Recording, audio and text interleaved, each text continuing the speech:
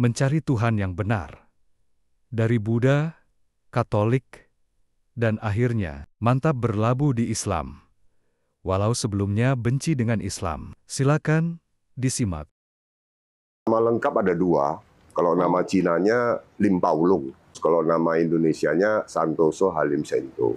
Nah, orang Cina dulu kan harus ganti kewarganegaraan dari keturunan menjadi warga negara Indonesia.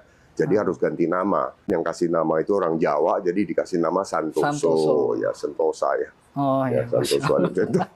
Sekarang panggilannya lebih ke Kohalim.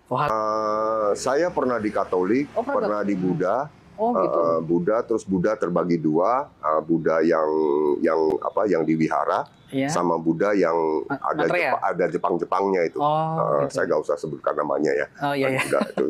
Sama terakhir ya di Katolik. Katolik ya. Gitu. Saya termasuk orang yang suka mencari. Mencari. Jadi mencari keberadaan Tuhan. Tuhan itu ada di mana? Saya cari di agama Buddha, saya cari di agama Katolik, ujung-ujungnya nggak ada rasa kepuasan. Gitu. Jadi saya sudah aktif juga di karismatik segala macam, tapi kok belum menemukan gitu. Nah, tahun 2004, setelah saya berhenti dari kerja di kasino. Ya, saya pernah kerja di kasino di Pulau Batam. Jadi saya pegang kasino 4 ruko. 5 lantai. Nah, ketika tahun 2004, saya merasa bahwa waktu mati sudah dekat. Kenapa? Karena ketika kerja di kasino, saya kondisi kesehatan itu sangat menurun. Waktu itu beratnya cuma sekitar 65. Jadi tinggi kurus kayak tiang listrik. Suatu saat saya berkaca, saya merasa bahwa kok rasanya kalau mati saya harus kemana ya gitu. Nah, lalu saya berhenti, saya hijrah ke Yogyakarta. Ke Yogyakarta juga sebetulnya ada maksudnya. Waktu itu kebetulan ada teman yang katanya lagi buka kafe di Ambarumo Hotel.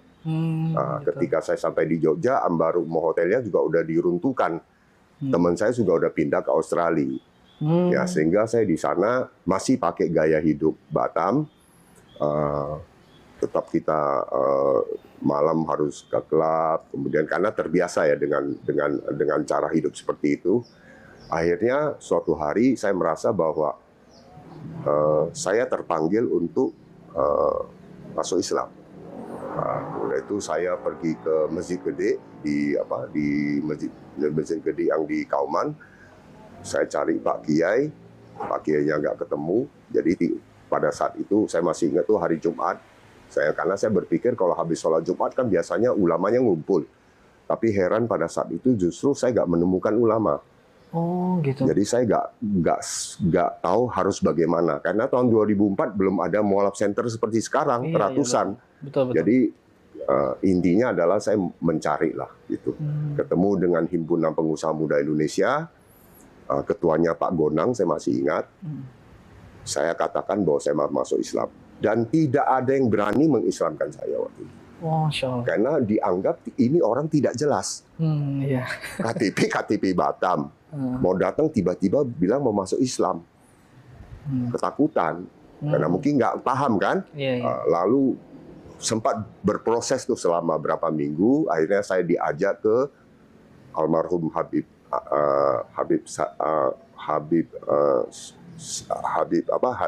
Syahir. Kemudian di situ saya diislamkan. Waktu itu yang hadir juga ada dari Kementerian Agama daerah segala macam, termasuk Muhammadiyah, NU, Persis itu hadir. Alhamdulillah bapak saya nggak punya agama. Ya, alhamdulillah ibu saya percaya sama kepercayaan Buddha. Juga nggak jelas. Jadi ibarat kata mereka sehari-harinya cuma sembahyang pakai dupa, habis itu ya kelar. Jadi memang nggak ngerti agama sama sekali. Nah, saya sekolahnya justru sekolah di sekolah Kristen di Kota Medan dulu. Saya tinggalnya dulu di Medan. Jadi di situ juga nggak menemukan apa-apa. Intinya hanya mencari keselamatan. Dianggap bahwa dengan demikian bisa selamat, ya udah. Jadi nggak ada didikan agama. Kenapa saya bisa berpikir soal ketuhanan? Karena saya dapat informasi dari keluarga saya bahwa kami satu keluarga dikutuk sama salah satu famili kami. Jadi apapun yang kami lakukan pasti tidak berhasil. Karena ada persengketaan di dalam keluarga. Kebetulan dulu bapak saya termasuk orang ternama gitu. Nah, saya berpikir bahwa bisa dikutuk pasti ada sesuatu kekuatan yang mengatur kutukan kan. Iya, Nah, betul, mungkin betul. itu Tuhan kali. Saya mau cari Tuhan itu ada di mana sebetulnya. Pertama sekolah sih di sekolah Kristen. Sekolah Kristen. Setelah saya lulus SMA, waktu lulus SMA saya pernah jadi guru agama Buddha.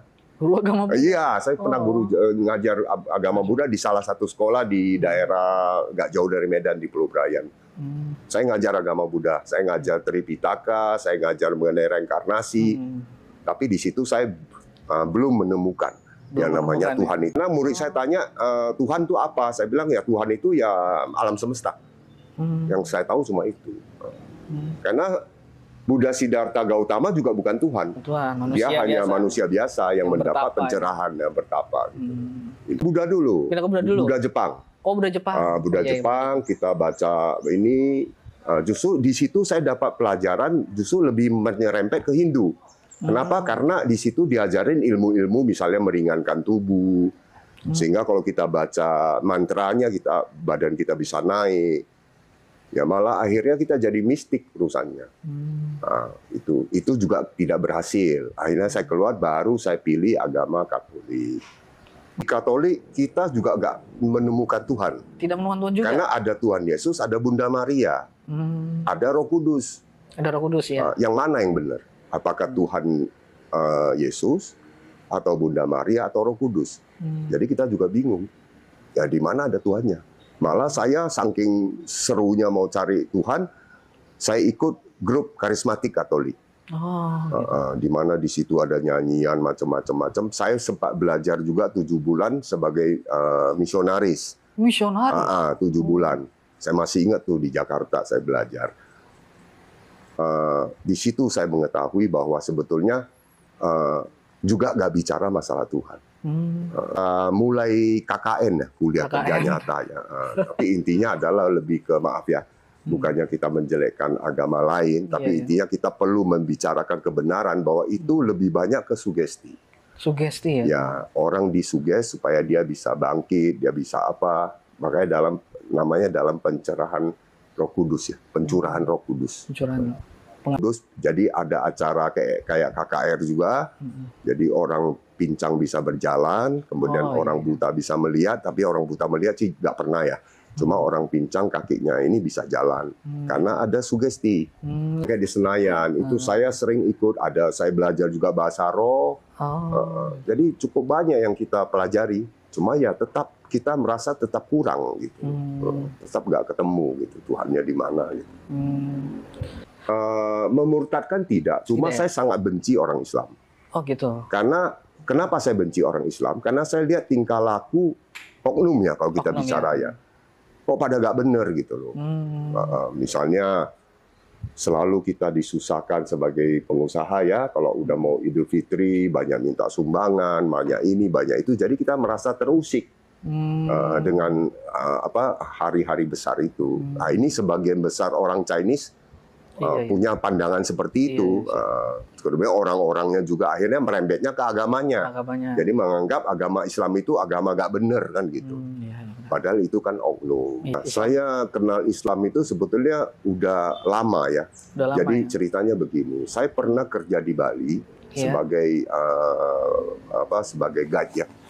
Karena saya guide ya, guide. Saya pernah kerja di Hard Rock Hotel Bali tahun 2021 kalau tidak salah, itu 2012 ya. Pada saat bom Bali pertama, saya di sana. Waktu itu saya kan kebetulan Allah kasih kemudahan, saya bisa bahasa Mandarin. Saya jadi guide di situ. Nah, ketika saya menjadi guide di Bali, saya bergaul dengan banyak orang Makassar. Kami tinggallah di satu rumah yang penuh dengan orang Makassar. Orang Makassar nggak ada yang agama Kristen ya, atau Buddha atau Hindu ya, banyak kan agama Islam. Teman-teman saya Makassar ini belum pernah satu patah kata pun mengajak saya masuk Islam. Tapi mereka selalu kalau sekarang saya baru tahu sholat, misalnya sholat duha untuk melancarkan rezeki, kan begitu kan? Karena waktu saya jadi guide, saya juga butuh pegangan hidup ya. Maksudnya pegangan hidup artinya butuh, karena saya udah nggak pernah lagi ke gereja kan waktu itu. Nah saya tanya, itu lagi ngapain kalian pagi-pagi kok tunggang tungging itu kenapa? Oh ini saya lagi sholat duha katanya. Saya tanya sholat duha itu apa? Sholat duha itu ya artinya bisa memudahkan rezeki. Kalaupun kita mengalami sesuatu hal di luar harapan kita, kita bisa terima dengan lapang dada. Bagi saya ini kan luar biasa bagus kan. Saya ikut. Oh, gitu. Tapi saya tidak di syahadat, saya tidak saya wudunya aneh, wudunya cuma mandi doang. Yang penting bersih-bersih. Dan itu dibiarkan sama mereka. Menurut saya benih-benih Islam itu justru munculnya pada saat itu. Di mana saya mulai belajar pengen tahu lebih mendalam. Kadang-kadang saya diskusi mengenai Islam itu apa. Karena waktu itu saya masih berpikiran bahwa Islam ini adalah agamanya Arab. Agama Arab gitu loh. Jadi saya nggak menganggap Islam itu sebagai agama yang universal. Tapi saya lihat mereka kalau habis sholat itu kok tenang gitu loh. Dan saya sendiri kok habis sholat malah dapat tamu yang bagus gitu loh, yang royal. Kan alhamdulillah ini malah sholatnya gratis lagi kan, nggak bayar. Jadi saya sering lakukan itu. Nggak pakai bacaan, cuma ikut gerakannya doang. Nah, itu satu komunitas Makassar sampai hari ini masih tetap di Bali, masih tetap saya kenal. Nah, itu mereka itu.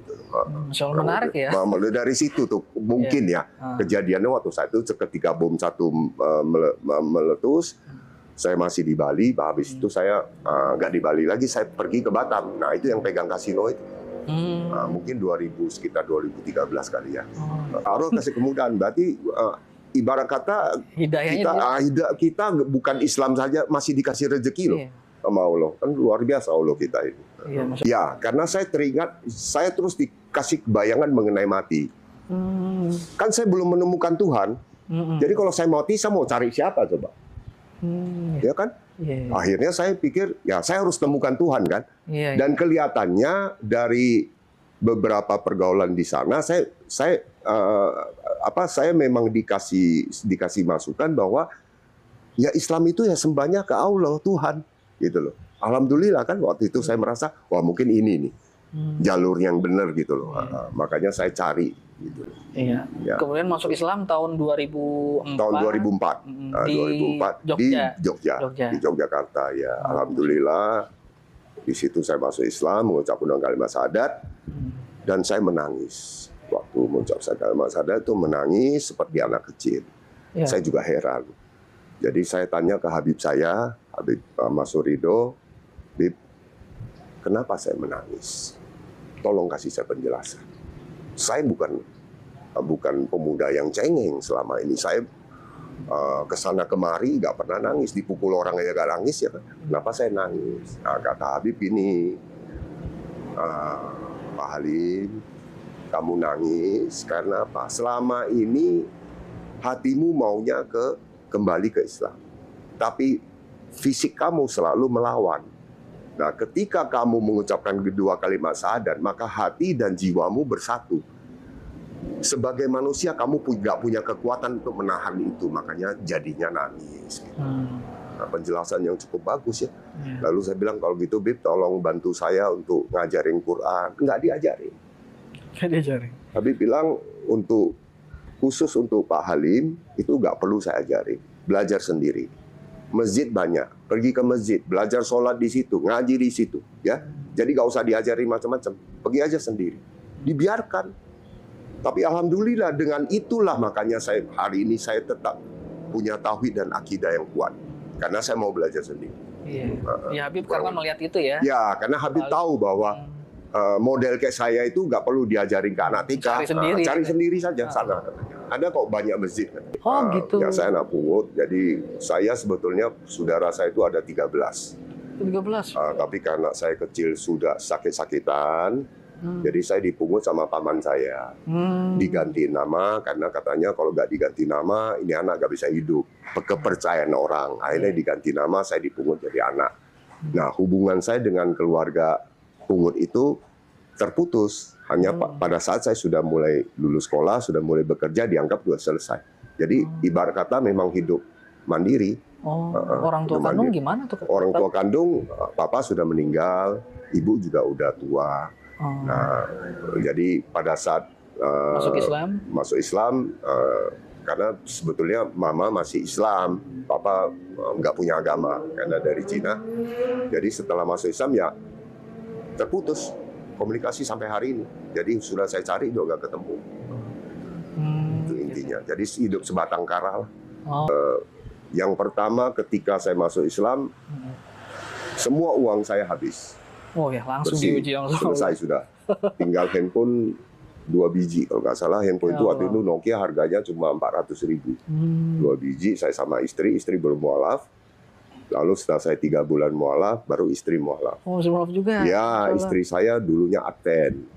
Betul. Jadi istri melihat saya, kepengen juga rasa nyaman, ngelihat saya sholat. Lalu ada perubahan positif juga. Ada perubahan positif, udah nggak minum, udah nggak aneh-aneh, udah nggak suka ke klub. Dan itu kan luar biasa, Pak. Nah, habis itu setelah istri jadi mualaf, ya kita mulai menghadapi ujian. Ujiannya datang satu persatu. Pertama harta diberesin, kan udah nggak ada. Tapi alhamdulillah lewat 6 bulan saya sempat direkrut bekerja di perusahaan daerah di Jogja, di bawah Hamengkubuwono ke-10 waktu itu. Gitu. Ya, jadi karena saya diberikan karunia sama Allah ngerti bahasa Mandarin, saya jadi kepala divisi perdagangan di perusahaan daerah. Itu handle khusus hubungan dagang dengan Cina. Mulai itu ada perubahan. Artinya ada rumah, sudah mulai, udah ada gaji.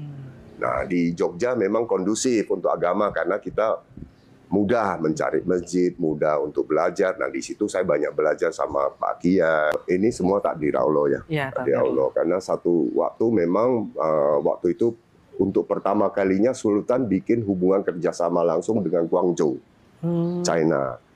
Nah, memang dibutuhkan penterjemah yang bisa dampingin delegasi Cina kalau datang. Nah, Sultan sendiri maunya penterjemah ini bukan Cina toh, tapi harus Islam. Harus Islam. Nah, mukanya nggak boleh muka Cina banget, harus muka agak sedikit Melayu. Dan kebetulan saya ini masuk kriteria muka Melayu, ya kan? Kemudian mualaf, ya kan? Nah, oleh Habib Masurido saya dikenalkan dengan Sultan, langsung dipekerjakan, langsung pegang proyek waktu itu. Alhamdulillah tuh sukses. Jadi waktu itu pameran teknologi Cina yang pertama. Di tahun kalau nggak salah 2006 kalau nggak salah, udah lama juga tuh. Ya, saya bisa dampingin delegasi Cina, saya bahasa Mandarinnya bisa dipahami gitu. Saya bekerja di perusahaannya Sultan itu, perusahaan daerah itu sekitar 4 tahun. Setelah itu saya kena rayuan.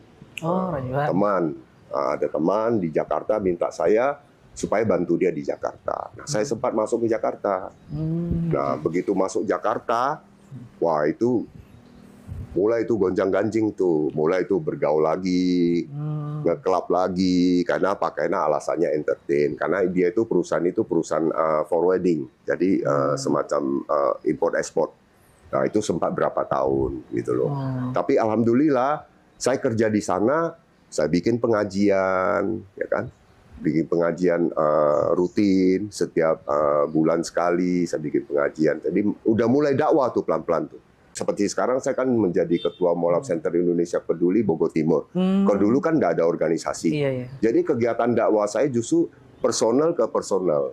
Jadi artinya dalam pembicaraan, dalam pergaulan, saya tuh bisa menyampaikan sedikit mengenai agama.